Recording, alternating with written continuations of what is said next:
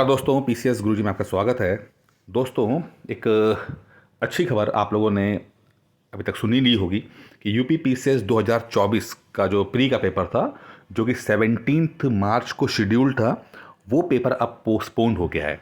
Notice आ चुका है उसका, ठीक है। आयोग ने अपनी वेबसाइट पर रख दिया है और आयोग ने बताया है कि जुलाई में वो एग्ज़ाम कराएंगे। प्री का एग्ज़ाम जुलाई में कराएंगे। डेट अभी नहीं दी है, जुलाई में एग्ज़ाम कराने के लिए बोला है इन्होंने, ठीक है।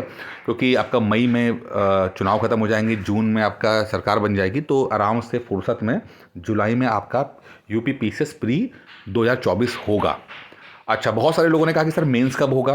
देखिए, तो मेंस के बारे में अगर मैं बहुत ही जो नॉर्मल तरीका होता है, जो आयोग का एक अपना एक सिस्टम होता है, उसके हिसाब से बताऊं। वैसे तो आयोग ने अभी तक कोई डेट नहीं दी है, लेकिन जो सिस्टम ये है कि सुप्रीम कोर्ट ने भी एक, आई थिंक एक कोर्ट ने, सुप्रीम कोर्ट था या हाई कोर्ट था, किसी एक कोर्ट ने जजमेंट दिया था कि अगर प्री और मेंस के बीच में जो गैप होना चाहिए वो मिनिमम 100 दिन का होना चाहिए, 90 दिन से 100 दिन के बीच में होना चाहिए। तो 3 महीने का तो आप मान के चलो।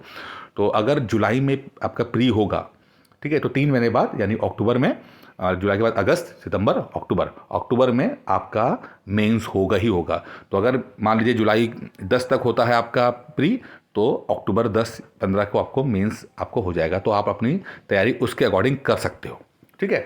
तो ये हो गया। अभी ऑफिशियल नहीं है मेंस को लेकर, लेकिन मैं आपको बता रहा हूँ कि यही तरीका, पैटर्न फॉलो किया जाता है आयोग द्वारा।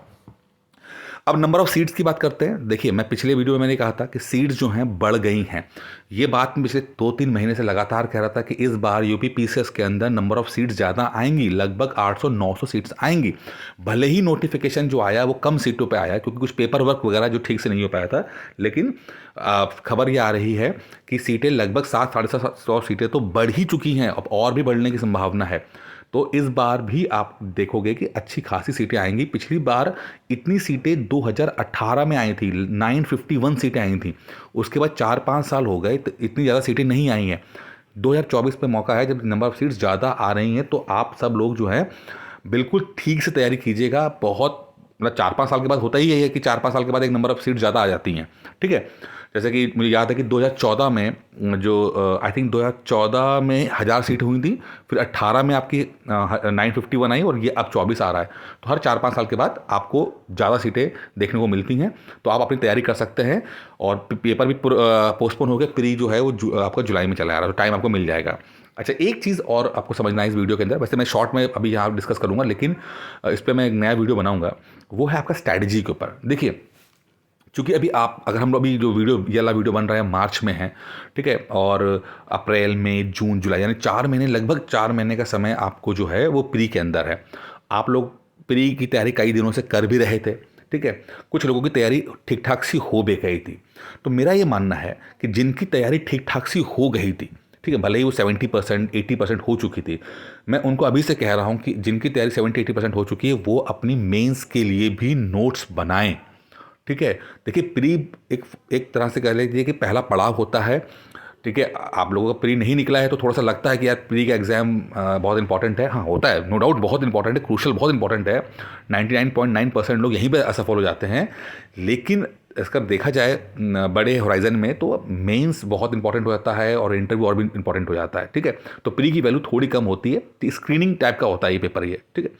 तो जो लोग 70-80% जिनकी तैयारी हो चुकी है प्री की, तो वो पैरेलली अपनी मेंस के लिए भी नोट्स बनाएं और तैयारी करें, क्योंकि ये बहुत ही गोल्डन चांस है। सिर्फ प्री के पीछे ना पड़े रहना आप लोग। ये नहीं कि प्री जो पढ़ रहे हो, पढ़ते चले जा रहे हो, पढ़ते चले जा रहे हो, पढ़ते जा रहे हो, क्योंकि देखिए प्री निकल भी जाएगा, और अगर मेंस अच्छा नहीं कर पाए, अक्टूबर में लगभग मान लो मेंस होगा और नहीं अच्छा कर पाए, तो फिर समझिए कि आपको कोई फ़ायदा नहीं प्री निकाल देने का।